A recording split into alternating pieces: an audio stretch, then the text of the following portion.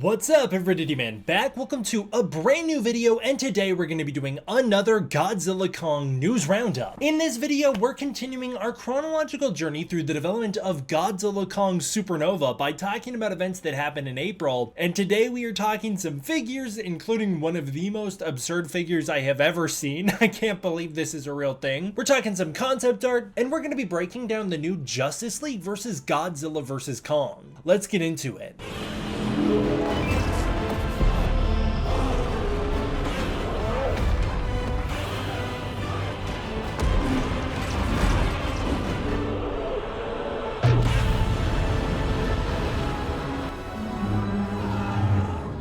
Starting out at the very start of April, I passed 100,000 subscribers, so I just want to give you guys another enormous thank you for that milestone. This is 10 years in the making, and it's crazy to think how far this channel has come. I could not have done it without you guys. You guys are the ones that have given me all the opportunities I've had, and I really am grateful, including this opportunity, as Bruce Beck, the actor who played Duho on Monarch Legacy of Monsters, congratulated me and celebrated the fact that we hit 100,000 subscribers. Duho was one of my favorite characters in Monarch Legacy of Monsters. I think he's incredibly underrated, and he makes such an impression with such limited screen time, so it's just really cool to see that happen, and I'm really appreciative of Bruce Beck reaching out like that. That is so awesome. Well, we don't have art, but this comes to us from the community. It just got too popular. I just wanted to at least mention it. You can never escape April Fools, and every year people are falling left and right for April Fools pranks in this fandom. This one was particularly popular, and this came to us from Childish Landino, channel regular, Behemoth Mode over on Twitter, saying he had exclusive info on Godzilla x Kong 3 Zeus. We'll talk about that in one of our future updates, why it's called Zeus. Saying that Godzilla Kong 3 will finally be the Pacific Rim crossover teased by Legendary for years. Caitlin Dever and Jack O'Connell will be piloting the main Jaeger for the movie Juggernaut Zeus. Actually, Juggernaut Zeus goes incredibly hard. That's a cool name. He also teased this, which I thought was a lot of fun, making this mock-up GXK Monster Kingdom thing. Obviously, a lot of people thought that the title for the movie was going to be Monster Kingdom, as we talked about in a recent news roundup, as Legendary did trademark the name around this time. Obviously, that's not the name of the movie, and that's not where the movie's going, but honestly, pretty sick mock-up there. I love the Breach X being used for Godzilla x Kong. That is dope. I probably shouldn't say this, but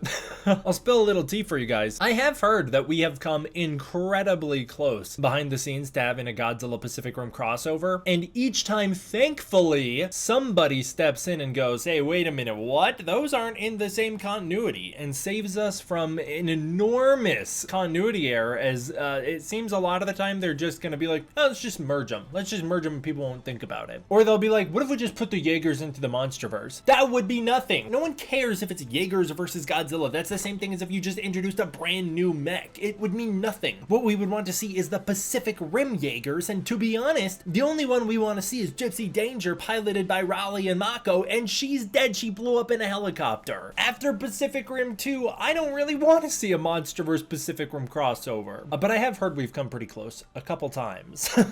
It was announced that Playmates will be expanding their MonsterVerse brand. In a recent news roundup, we covered a bunch of Playmates' upcoming figures from this fall line, which look incredible, including some stuff from Monarch Legacy of Monsters. But here we actually found out that Playmates is expanding their MonsterVerse line to include both films and shows going beyond Monarch Legacy of Monsters. So obviously there are upcoming Apple TV Plus spin-offs of Monarch Legacy of Monsters. We still don't know what those are, but there will be more live-action Godzilla MonsterVerse shows in the near future. We also know that there was this Skull Island anime, so it's entirely possible that Playmates releases a Skull Island anime line as well. Either way, I'm very excited for that. I can't wait to see what they cook up, and I'm particularly excited for whenever they get around to an Ion Dragon. Spiral Studios revealed some MonsterVerse banners from their Hall of Fame series, which gave us a couple good looks at their upcoming figures, including their Muto Prime, which looks fantastic. You guys did point out and remind me that yes, those glowing red lines on Muto Prime's arms are in the comics. They just look a little different. Looking pretty cool. There's also this new Kong Scepter version. I'm excited to see that one. That one looks cool. There is the Kong Beast Glove version, which is pretty sick. That's obviously a very Hollow Earth themed one. And then there's the Muto, the female Muto Hall of Fame series. That is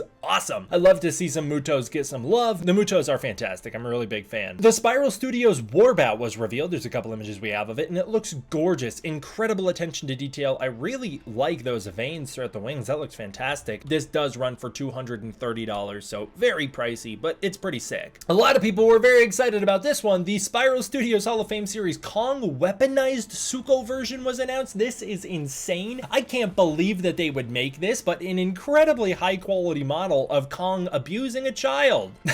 It's a scene that you either love or hate. I'm glad that this figure exists because it is hilarious. This is an incredible figure and it goes so hard, and it's insane that they made this. This is super silly, super goofy. They put a lot of attention to detail into both Kong and Suko. $220. So it's actually cheaper than the Warbat somehow. Hey, speaking of the Warbat, Matt Millard released some concept art. Matt Millard was one of the concept artists on Godzilla vs. Kong, but Matt Millard released some concept art for the Warbat on Godzilla vs. Kong and revealed that originally the Warbat was going to be able to fold up their wings so that they could slither around on the ground. And it actually looks like they could crawl. Obviously, they would not just be flying full time like we see in the movies, so I'm all for that. I'd love to see that in a movie. We also got some Weta concept art of one of the great apes, although it's very obviously one-eyed. This guy looks like he could absolutely throw down versus a hunchback little goblin that we got in the film. This one-eye looks a lot more fierce than the one in the movie.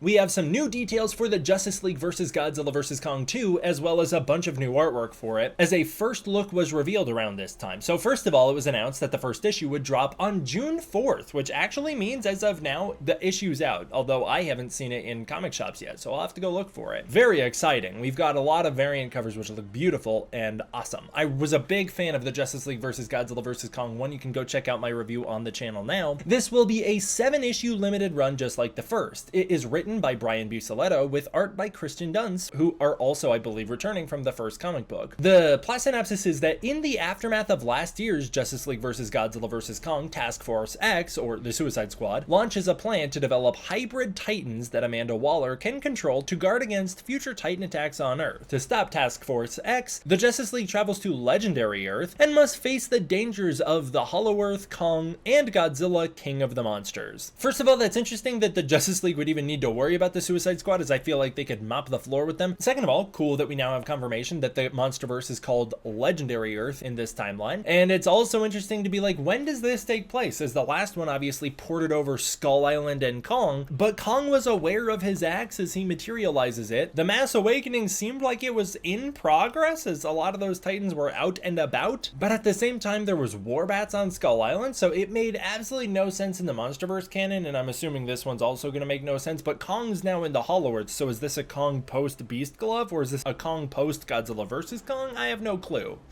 Either way, a lot of the artwork we got for it is absolutely awesome. There's this one featuring Godzilla blasting Rodan. Rodan is back in freaking action. I cannot wait to get more Rodan. I'm a huge Rodan fan, and so any Rodan is good Rodan for me. I love this dude. Harley Quinn's looking incredibly caked up on this one, as always. This cover looks great. I really like this cover. I love the colors on it. The next one is a teaser image of Godzilla fighting a kaiju version of King Shark. So I guess this is Waller's plan put in action to take Titan DNA and modify some of the Task Force X members like King Shark and turn them into kaiju. I can't tell who's flying around there. It looks like Lex Luthor's flying around through the frame over this stadium. The kaiju King Shark does look pretty awesome, and that's going to go very hard. I'm excited about that. Next teaser image was just the Suicide Squad being called into action. You can see the members, the lineup there. It looks like they got Lex Luthor on the Suicide Squad in this case, which is pretty interesting. I didn't know he was ever a part of that. Next page shows Kong attacking, I believe they're in Hollow Earth, the Justice League. It looks like the rivalry between Supergirl and Kong is about to be reignited. I wonder if he'll have any memory of the first crossover event. And then we got some covers featuring Green Lantern, Flash, Godzilla, and King Ghidorah. Oh, that looks great. I love that Ghidorah's back. That is going to be sick to see how Ghidorah plays into this storyline. I am a little worried that it's going to be super crowded and overpopulated like the first crossover was. It got very packed and very hard to follow. That does have me worried a little bit. Next one just shows Superman and Godzilla facing off. That looks great. Maybe those two will be fighting again. We got another one of King Ghidorah looking amazing, taking on some of the Justice League. God, Ghidorah looks sick in this one. This is the classic one featuring Ghidorah, Mothra, and Rodan, all back in action with the Suicide Squad. I love this one a lot, although again, that Ghidorah is looking very SHMA. And then one of Godzilla the Muto, which is really interesting. Looks like Rodan's wing and some skull crawlers taking on Superman, Green Arrow, and Lex Luthor in the Hollow Earth, this one looks great as well. I'm a big fan of this cover. But if I had to pick a favorite out of all of these, it's actually probably the Godzilla vs. Rodan cover with Caked Up Quinn and the Suicide Squad. That one I think is probably my favorite. And that is where I will leave you for this one, you guys. Thank you guys so much for watching. I really appreciate it. I want to give a huge thank you to my patrons over on Patreon. It is through the support of the patrons on Patreon that I'm able to continue to make videos like this for you. If you want to support the Patreon, you can use the link in the description below where you can get early access to content, access to the Discord community, and more. And if that's not your thing, please consider joining as a channel member. Those are the most direct ways to support this channel, and I really appreciate it. Thank you guys all for watching. I will see you all next time for the next one. D-Man out.